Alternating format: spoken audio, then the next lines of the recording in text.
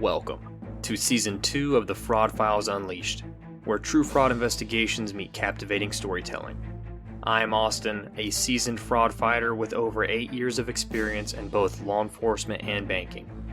Join me on a first-hand journey through real cases, offering insights into the dangers and intricacies of fraud.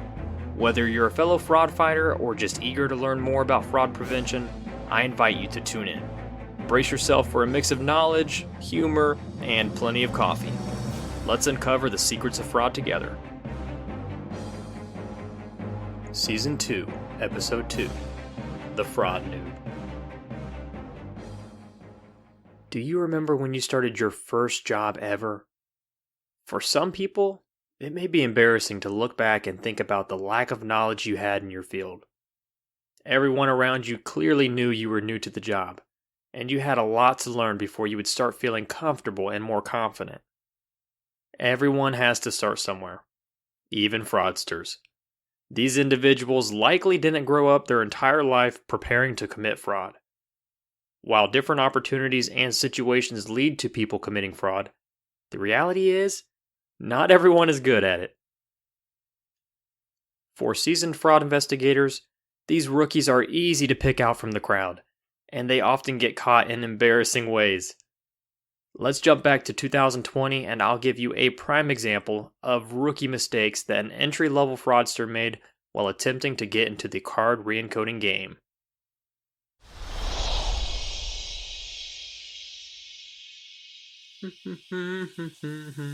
Scrub-a-dub-dub.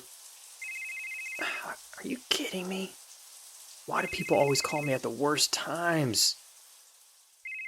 This wasn't just an ordinary call, though. It was my week of being on call at the sheriff's office, so I was responsible for assisting with any financial crime in progress this week, no matter what time or what I was doing. Yep, even if I was taking a shower after the end of a very long day. I promptly cut off the shower and answered my phone. Every time I try to do something, the stupid phone starts to ring. Detective Harris? Sometimes we would get calls from officers who just had a few questions. But other times we would need to drop everything we were doing to go assist with an arrest. And it was my lucky day. The City of Altamont Springs Police Department caught an individual potentially trying to utilize some stolen credit cards. But they needed some assistance to confirm what they had. Say less. This next scene looked like it came straight out of a movie. I hopped out the shower, towel wrapped around my waist, and exclaimed, "It's time to serve up some justice."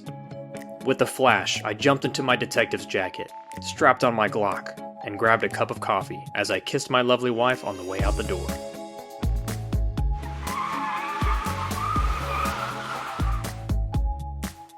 Did it really look like that? Questionable. Definitely no. I fought off the lovely I-4 traffic that always seems to be the worst when you need to go somewhere in a hurry. If you've never had the pleasure of navigating traffic near Orlando, Florida during rush hour, I must say, it is not fun. After about 45 minutes of drive time, I finally arrived on scene at a local gas station where I met about 3 other police officers and my new friend for the evening, Quentin. Oh, Quentin. He was an interesting man. How did Quentin get stopped by the fuzz? That's a funny story. Quentin decided he was going to have a great weekend full of liquor and snacks. The only problem? Quentin didn't want to pay for any of these items using his own money. That's lame. Everyone knows free snacks taste way better. So when Quentin went to check out with about $300 worth of goodies at this gas station, the clerk asked for his ID and his credit card. Quentin provided a Georgia driver's license and a credit card that had his name listed on it. The clerk was immediately hesitant to accept either of these items, because they just looked a bit funky. The Georgia ID was obviously from out of state, but the photo did match. And the credit card font just looked off, but nonetheless, the clerk had a line of people waiting, and they're getting paid minimum wage. So they went ahead and let Quentin swipe that card. And they swiped it again. And again. After 3 declines, the clerk was getting a little impatient with Quentin. So they decided to get a manager involved. The checkout line began to grow, and the manager was losing their patience as well. She examined the credit card and the ID, and she knew they looked fraudulent. Quentin offered another sketchy card, as if this one would magically work, but the manager had seen enough. She stepped away to call 911 while the clerk distracted Quentin until the cops could arrive.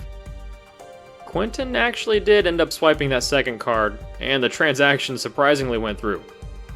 But 911 had already been called. Thank goodness the manager decided to step in and take care of business. So that's how these original officers got called to the scene, and subsequently, I got called while I was taking a shower so I could come and assist. Now you are all caught up to speed. And now that I've arrived on scene, it's time to get to the bottom of what's going on here. My first goal? I need to establish something very important. Has a crime actually taken place? Otherwise, we have no business keeping Quentin here. The first thing I looked at was Quentin's ID, and his 2 awful-looking credit cards. I knew immediately, with my experience, this license and these cards, they're counterfeit. They looked awful. There were no security features on the ID, and the photo on the ID, it looked like someone took it out back behind the gas station. Quentin was literally wearing the same outfit that was pictured on the ID. And the print quality, oh my goodness. It looked like someone printed these using a $50 inkjet printer at their house. After examining the cards, I glared over at Quentin. We didn't exchange a single word. But when Quentin returned eye contact, he knew I wasn't buying whatever story he was dreaming up in his head at the time. This was truthfully the worst quality counterfeit ID and cards I have ever seen, even to this day. I was embarrassed for Quentin, but we'll touch on that later. I pulled out my handy-dandy work laptop and my card reader, so I could scan the mag stripes to determine if the card numbers printed on the cardstock were the actual card numbers encoded on the back of the card. As I've mentioned previously, stolen cards can be re-encoded on anything with a mag stripe, also known as the black strip that you see on the back of gift cards, credit cards, hotel cards, etc. So, scanning this mag stripe data is one of the first steps we would take when working a scene such as this one, because we need to verify exactly what card number was being used. Sure enough, after swiping the counterfeit cards, I found out they all had different stolen credit card numbers re-encoded on them. Fun. Also, the Georgia ID had no data on the mag stripe, which immediately confirmed that it was counterfeit, as if we didn't know that already. At the time, when you scanned an ID, it would give you some information relevant to that individual that the license was issued to. Usually a first name, last name, date of birth, etc. This does vary depending on what state issued the license, though. While I was swiping the card data, one of the officers brought me the transaction receipts from these suspicious transactions.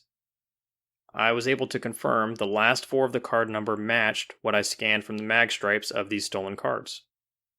This just helped confirm Quentin swiped a counterfeit card, because the number printed on the transaction receipt didn't match what was printed on the front of the cards that he provided. The officers on scene were always a great help, and I always enjoyed working side by side trying to solve these fraud cases in progress. At this point, we had all seen enough. We had enough information to confirm Quentin provided a counterfeit ID, he was in the possession of 2 counterfeit cards, and he swiped both of them. Chances are, Quentin isn't even the name his mama gave him. You see, because he's got a counterfeit ID, so his name's probably not. Quentin.